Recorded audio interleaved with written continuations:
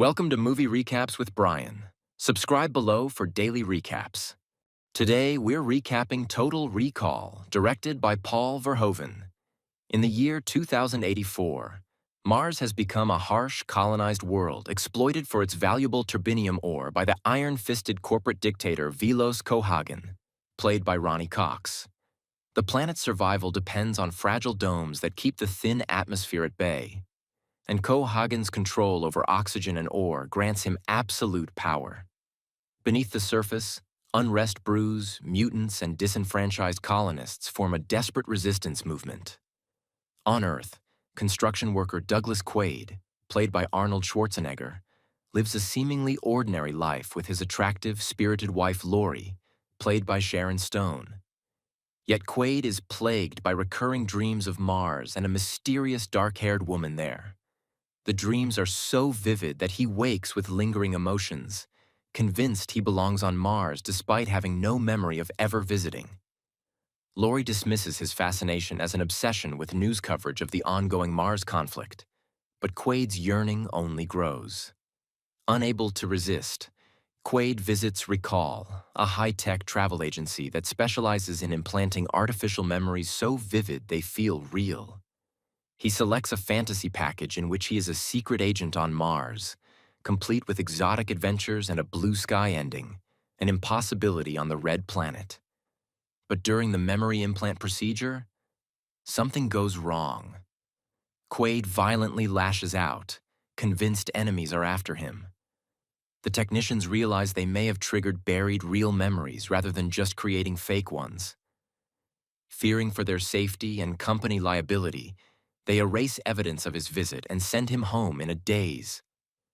On the way back, Quaid is ambushed by a group led by his coworker Harry, who claims Quaid has blown his cover.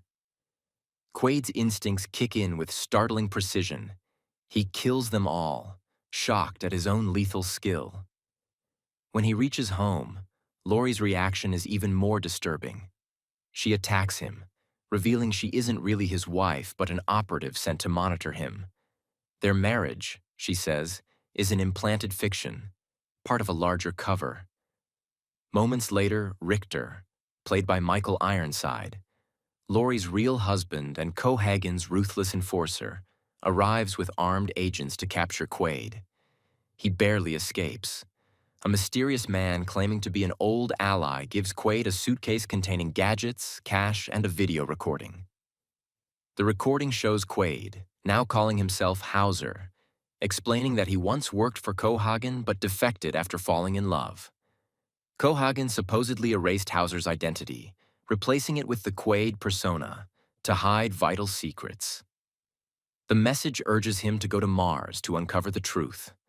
Arriving on Mars, Quaid narrowly evades Richter's forces. Following instructions from his past self, he heads to Venusville, a seedy, neon-lit district where humans and mutants, people deformed by radiation from poorly built domes, live in uneasy harmony. Among the residents are those with psychic abilities. There he meets Melina, played by Rachel Ticotin, the woman from his dreams, who knows him as Hauser but suspects he's still working for Cohaagen. She distrusts him and refuses to help. Quaid checks into a hotel, but soon Lori appears with Dr. Edgemar, who claims Quaid is still sitting in REACLL's chair on Earth, trapped in a dream. He warns that if Quaid continues, his mind will collapse. The only way out, Edgemar says, is to take a pill to wake up. But Quaid notices a bead of sweat trickling down Edgemar's face, a telltale sign of real fear. Convinced it's a setup, he shoots the doctor. Richter's men storm in, capturing Quaid, but Melina bursts in, guns blazing, freeing him. In the chaos, Quaid kills Lori, remarking coldly, "Consider that a divorce." Together with Benny, a seemingly friendly mutant-sympathizing taxi driver, they escape back to Venusville. The mutants lead them through hidden tunnels to the rebels' secret headquarters. There they meet Kuato, the psychic mutant leader, an infant-like being emerging from the abdomen of his host body, George. Using his powers, Kuato peers into Quaid's mind, unlocking a buried memory. the location of a 500,000-year-old alien reactor buried inside a Martian mountain. The device, powered by the planet's ice core, could generate a breathable atmosphere for all of Mars, but activating it would also ruin Cohaagen's monopoly on oxygen and turbinium. Before they can act, Benny betrays them, revealing himself as Cohaagen's spy. Government troops storm the base, slaughtering the rebels. Quaid is fatally wounded, but with his dying breath, he urges Quaid to start the reactor. To crush dissent, Cohaagen shuts down Venusville's air supply, condemning its population to slow suffocation. Quaid and Melina are taken to Cohaagen, who drops a shocking revelation. Hauser's defection was a ruse devised together. Hauser volunteered to have his mind replaced with Quaid's persona so he could bypass psychic detection and infiltrate the rebellion. Cohaagen had planned to restore Hauser after the mission was complete, but Quaid's recall visit activated him prematurely.